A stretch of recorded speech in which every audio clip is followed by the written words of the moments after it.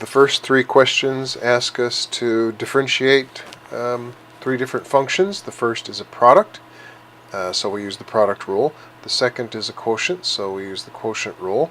And the third is a composition, so we use the chain rule. So for the product rule, remember the derivative of a product, we see this as a product. The first factor function is x squared, the second is e to the x. So for a product like this, where we have one function we label f and one function we label g, the derivative of the product is f prime g plus fg prime. And so just simply identify the two factors and differentiate them. So the first is a f, that's x squared, derivative of that is 2x.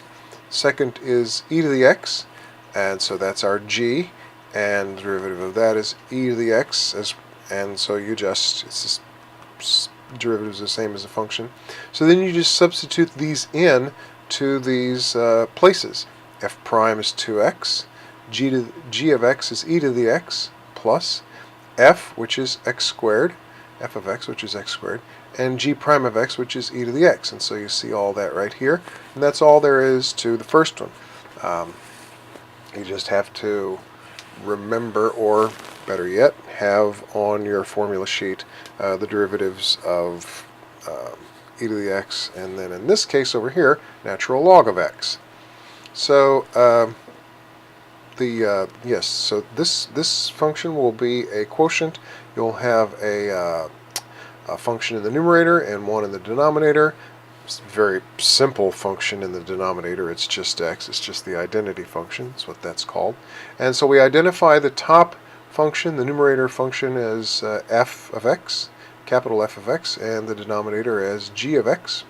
And the formula for the derivative of a quotient is f prime g minus fg prime. So it's the same as the product rule, except there's a subtraction here.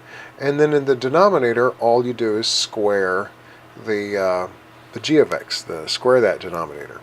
So again, we identify the two functions. F is natural log of x, f of x is natural log of x, and the denominator of natural log of x is 1 over x. The denominator, g of x, is just x, and the derivative of that is just 1. So then you substitute all these in to the formula. F prime is 1 over x, g is x, f is natural log of x, and g prime is 1. Well, natural log of x times 1 is natural log of x, and 1 over x times x is 1.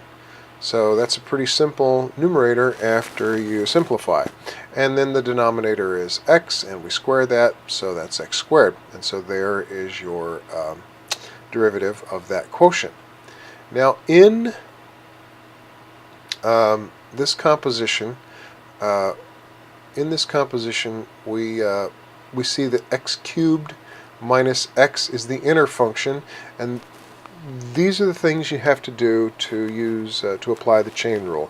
You have to determine what function is inside and what function is, so to speak, outside. Well, if you have a radical for this composition, write the radical using a rational exponent. In other words, this is a square root, so its index is 2. It's invisible because we don't write that when it's a square root.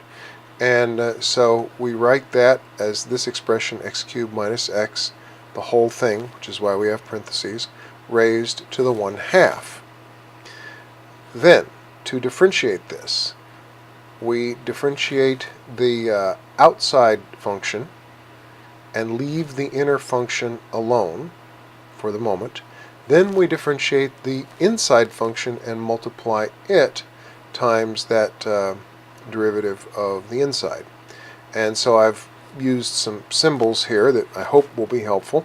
So the derivative of something raised to the 1/2 is 1/2 pulled around front, just as we do with the power rule, 1/2 pulled around front, and 1 subtracted from 1/2, which leaves us negative 1/2. So that is differentiating the outside and leaving the inside be for the moment. Now the derivative of the inside, which is separate, is, using the power rule, 3x squared minus 1. And I think we're all well enough acquainted with the power rule that we can differentiate using the power rule. Well then, that makes our derivative 1/2 times, remember the inside remains as it is, raised to the negative 1/2, then multiplied by the derivative of that inside. Well, when we have something raised to a negative exponent, that is the same as raising that expression to the positive exponent, but bringing it down to the denominator of a fraction. And we recognize that the 2 is in the denominator of this coefficient, and so that means that when we simplify this portion, we have 1 over 2 times the quantity x cubed minus x raised to the positive 1/2. Now we're multiplying that times the 3x squared minus 1, which we should realize is the same thing as 3x squared minus 1 over 1.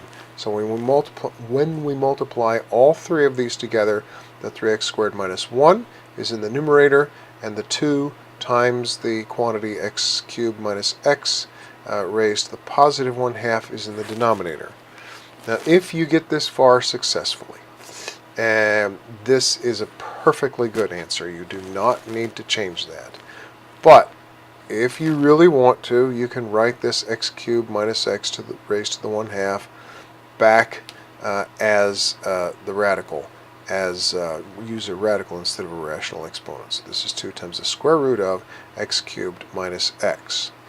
And the question on the final will be similarly simple or basic or rudimentary or whatever you want to say.